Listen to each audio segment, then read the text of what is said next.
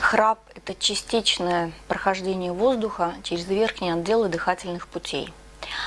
Оно, как правило, сопровождается провисанием мягкого неба. Поэтому практически храпуны – это люди, скажем так, пожилого возраста. Но чем опасен храп? Такое грозное осложнение, как синдром обструктивных апноэ или кратковременная остановка дыхания во время сна. Она может сопровождаться остановкой дыхания до 10 секунд.